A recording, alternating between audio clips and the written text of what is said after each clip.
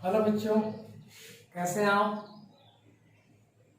आइए आज मैं आपको फाइनल अकाउंट विद एडजस्टमेंट में कुछ मदों के एडजस्टमेंट करने को मैं समझाता हूं आपको, ताकि आप ज़्यादा से ज़्यादा बढ़िया समझ सकें और क्वेश्चन को ज़्यादा से ज़्यादा सॉल्व करें।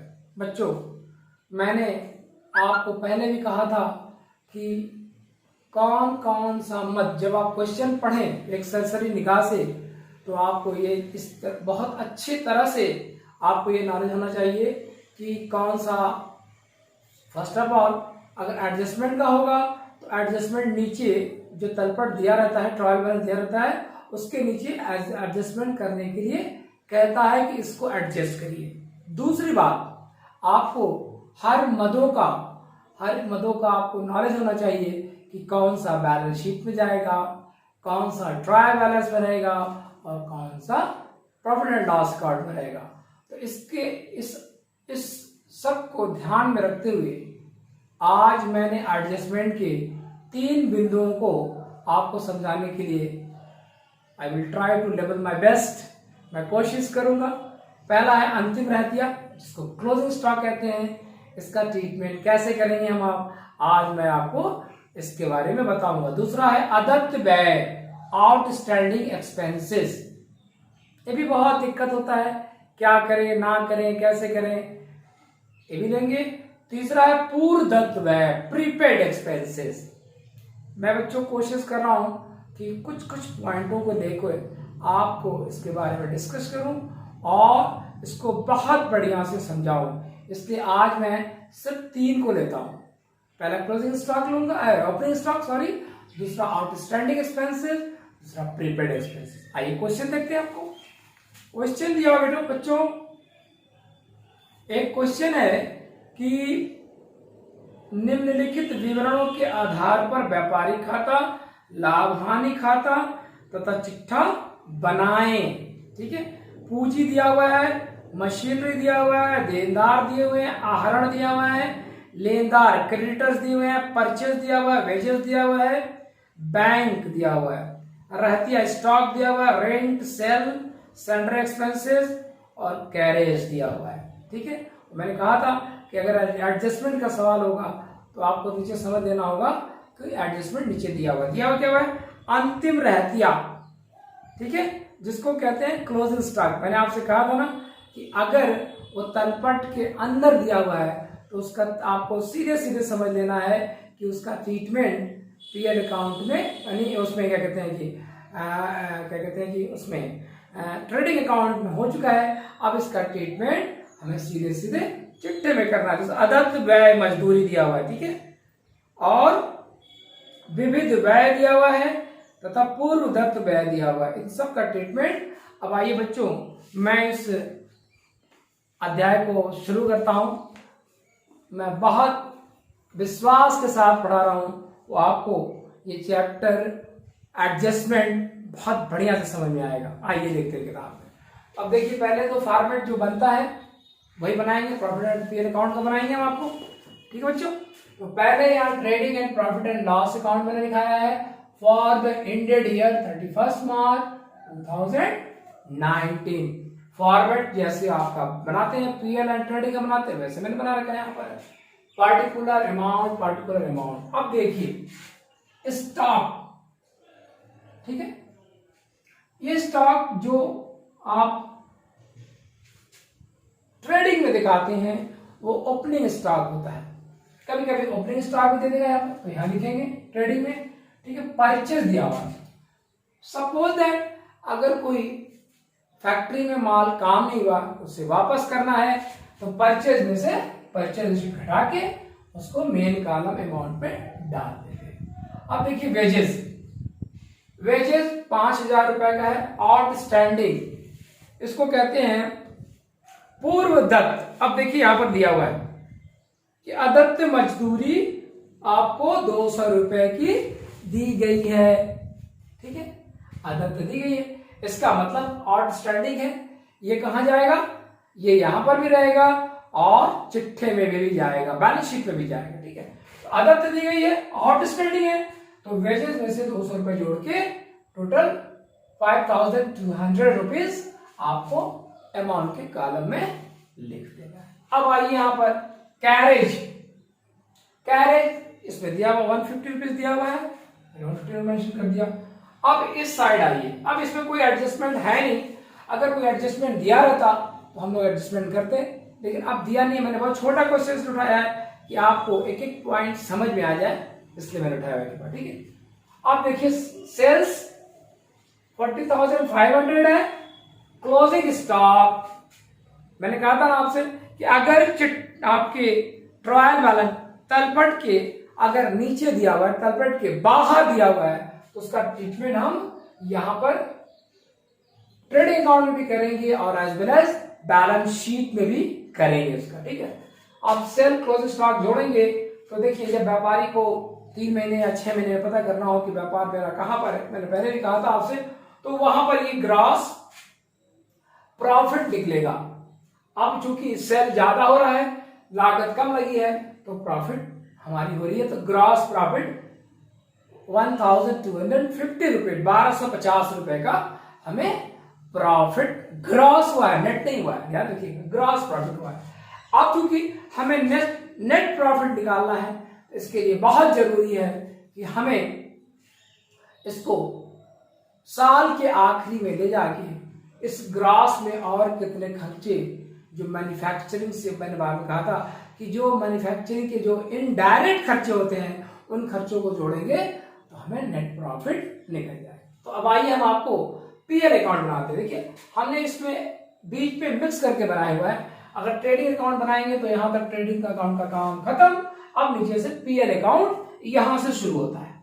तो अब पीएल अकाउंट बनाने के लिए पहले जरूरी है कि जो ग्रॉस प्रॉफिट हमारा हुआ है उसको ट्रांसफर करके पीएल अकाउंट पे ला दो। देखिए मैंने यहां पर लिया हुआ है by gross profit CD carried down, मैं ले आया यहां पर 12,500, देखिए यहां पर 1200, देखिए 1,250 रुपए 1,250 यहां पर मैं ट्रांसफर करके ले आया हूं यहां पर। ठीक है बच्चों, अब आपको इसमें इनडायरेक्ट खर्चे क्या हुए हैं इनको जब जोड़ लेंगे उसके बाद जो हम प्रॉफिट निकालेंगे वो एग्जैक्ट प्रॉफिट मिलेगा, जिससे हमें कंपनी के प्रॉफिट के बारे में पता चल जाएगा। अब देखिए यहां पर रेंट, पहला रेंट है। अब रेंट में कुछ प्रीपेड है, पहले से दे चुके हैं रेंट। आप प्रीपेड मैंने पहले बताया था जो पहले पेमेंट कर दिया गया हो, अगर मजदूरी मान ली दी जा रही है, जैसे यहाँ पर रेंट है, किराया है, अगर मान ली कोई फैक्ट्री, छोटी सी फैक्ट्री हम किराए पे चला रहे हैं, कुछ किराया अगर एडवांस पे मैंने प्रीपेड कर दिया हुआ है, दे दिया हुआ है, तो जो मेन किराया उसमें से घटा के जितना देना होता है उसको मेंशन कर लेते हैं। ऑब्वियसली आप सभी करते हैं। ठीक है, तो अब यहां देखिए दिया हुआ नीचे समायोजन करिए, उसमें दिया हुआ है अदत्त विविध व्यय 100 रुपए। अदत्त माने कि प्रीपेड, हिंदी में अदत्त कहते हैं, इंग्लिश में कहते हैं प्रीपेड। तो there is mention the prepaid 100, तो 400 पहले रेंट था 50, उसमें से 100 रुपीज मैंने 100 रुपए घटा दिए, तो 350 रुपीज यहां पर आपको मेन कॉलम में आपको शो करना है। कितना तो समझ में आ रहा होगा, प्रीपेड कहां जाएगा और आउटस्टैंडिंग कहां जाएगा। ठीक है, आप यहां पर जाएंगे आउटस्टैंडिंग ले जाएंगे, प्रीपेड यहां ले जाएंगे। अब देखिए सैलरी एक्सपेंसेस, अब देखिए समायोजन क्या कर रहे हैं, विविध व्यय भी 100 रुपए के हैं। सैलरी एक्सपेंसेस तलपट में 200 रुपए दिए हैं बच्चों, तलपट में 200 रुपए दिए हुए हैं। अब यहां पर सैलरी एक्सपेंसेस 200 रुपए दिए हुए हैं, ऐड करना है आउटस्टैंडिंग। यहां देखिए पहले दिया, पर क्या कहता है आपको अदत्त मजदूरी 100 रुपए का और भी किया गया हुआ है, सैलरी एक्सपेंसेस किया हुआ है। तो अब चूंकि आउटस्टैंडिंग खर्चे ही है, आउटस्टैंडिंग खर्चे हैं, तो 200 रुपए सैलरी एक्सपेंसेस, आउटस्टैंडिंग और खर्चे हुए हैं, तो इसको हम जोड़ देंगे, है ना। जैसे देखिए वेजेस में मैंने जोड़ा था ना कि अगर 5,000 रुपए वेजेस के हैं, 200 रुपए मजदूर ने दिया, उसको 5200 रुपए ही क्या पेमेंट करना होगा, तो जो दिया उसको जोड़ेंगे नहीं जोड़ेंगे, है ना। अच्छा, प्रीपेड में जो दिया उसे घटा लेते हैं, आउटस्टैंडिंग में हम जोड़ लेते हैं। इसे बहुत ध्यान रखने की जरूरत है, क्योंकि अगर उल्टा कर दिया तो पूरा का पूरा व्यापारी परेशान हो जाएगा और उसे ना एग्जैक्ट प्रॉफिट पता चलेगा, ना एग्जैक्ट उसके बिजनेस का वैल्यू पता चलेगा, जिससे वो अप डाउन होता रहेगा और उसका बिजनेस ठीक से नहीं चलेगा। ठीक है बच्चों, तो अब सेंट्री एक्सपेंस से 200 रुपए थे, आउटस्टैंडिंग पहले से ही, और खर्चे कितने हो गए? 300 रुपए के खर्चे हमारे हो गए। अब यह ग्रॉस प्रॉफिट ट्रांसफर करके लाए थे मेरे बच्चों, यहां पर वो पड़ा हुआ है। ठीक है, अब कोई दिक्कत तो है नहीं इसमें। अब आइए, अब जब इस जोड़ में से 1250 में से अगर इन दोनों को घटाएंगे 12, है ना, तो अब आपको देखिए 9,950 रुपए जब घटाएंगे हम आपको, तो टोटल जो प्रॉफिट है पार्टी का 600 रुपए ये प्रॉफिट हमारा निकला हुआ है। इसको पार्टनर्स के कैपिटल अकाउंट में देखिएगा, net profit transfer to capital account में ये चला जाएगा। इसको बहुत ध्यान से समझने की जरूरत है। अब आइए मैं आपको बैलेंस शीट बनाना सिखाता हूं बच्चों। जो मत बैलेंस शीट पे जाएगा उसे बहुत ध्यान से देखिएगा। अगर जरा सा भी आपने गलती करा तो इतना जान लीजिए कि क्वेश्चन गड़बड़ हो जाएगा, है ना। इसलिए जरूरी है कि कौन कौन से पॉइंट बैलेंस शीट पे जाएंगे ये आपको देखना। मैंने इसलिए पहले कहा था कि जब आप तलपट देखें तो इस बात का ध्यान लगा लें कि आपको तलपट में कौन कौन सी मदें जो है उसमें ले जानी है। बैलेंस शीट, है ना, एज ऑन 31 मार्च 2019 का बैलेंस शीट आपको बनाना है। ठीक है, बैलेंस शीट के 2 पोर्शन होते हैं, आप सबको पता है। इसको बहुत देखिए, सबसे बड़ी बात है कि ये मैं आपको प्रोफार्मा याद होना चाहिए। यहां पर लायबिलिटीज होता है, लायबिलिटीज होता है, यहां अमाउंट कर लीजिए, यहां पर एसेट्स कर लीजिए, एसेट्स हो जाएगा, यहां पर अमाउंट हो जाएगा। ठीक है बच्चों, अब इसको लायबिलिटीज, ठीक है। अब आइए, जो मैंने आपसे पहले भी कहा था कि जब आप ट्रायल बैलेंस देखें तो इस बात का आपको एकदम निसंकोच आप उस क्वेश्चन पर टिक लगाते जाएं।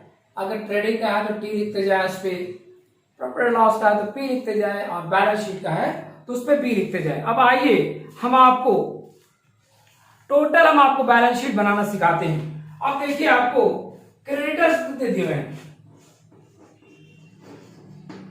क्रेडिटर्स दिए हुए हैं आपको 1400 रुपए के, 1400 के क्रेडिटर्स दिए हुए हैं। कैपिटल जो है बच्चों, पार्टी की कैपिटल कितनी है? 10,000 कैपिटल है। ठीक है, इसमें ऐड करेंगे, ऐड करेंगे आपको net profit, add net profit 600 रुपए आई थी। ठीक है, आप इसको लिखेंगे 10,600 की प्रॉफिट लिखेंगे बच्चों। ठीक है, मैंने आपसे पहले भी कहा था कि जब हमने प्रॉफिट पीएल में दिखाया था तो वहां पे आपको मैंने बताया था कि वहां पर आपको ट्रांसफर टू पार्टी के कैपिटल अकाउंट में प्रॉफिट ले जाएंगे। अब देखिए, यहां पर कोई ड्राइंग भी किया हुआ है। ड्राइंग मतलब आहरण, पार्टी ने अपने पर्सनल यूज के लिए आहरण भी करा हुआ है, जो कि ट्रायल बैलेंस में उसमें दिया हुआ है। देखिए, आहरण ड्राइंग दिया हुआ है, ड्राइंग भी दिया हुआ है आपको है 900 रुपए। तो इसको लेस करेंगे क्योंकि ये खर्चा उसका, ड्राइंग आपको खर्चा कर रहा है 900 रुपए का। ड्राइंग जो होता है पार्टी का अपना पर्सनल खर्च होता है, और भी कई खर्चे हो सकते हैं, जैसे अपना पर्सनल बीमा दिया हुआ हो, कोई पोर्शन में खुद रह रहा हो उसका रेंट देना हो, और भी बहुत सारे खर्चे हैं, जैसे नमूने के लिए कोई सामान निकालना, कुछ गिफ्ट देना किसी को, ये सारे उसके अपने ड्राइंग के रूप में इसको देखा जाता है। ठीक है, अगर एडजस्टमेंट दिया होगा तो करेंगे, नहीं दिया है तो सीधे सीधे नेट प्रॉफिट में से उसके हम लेस कर देंगे। तो यहां हो जाएगा वो इसको फाइनल कॉलम में लिखेंगे 9700। ठीक है बच्चों। अब आता है आउटस्टैंडिंग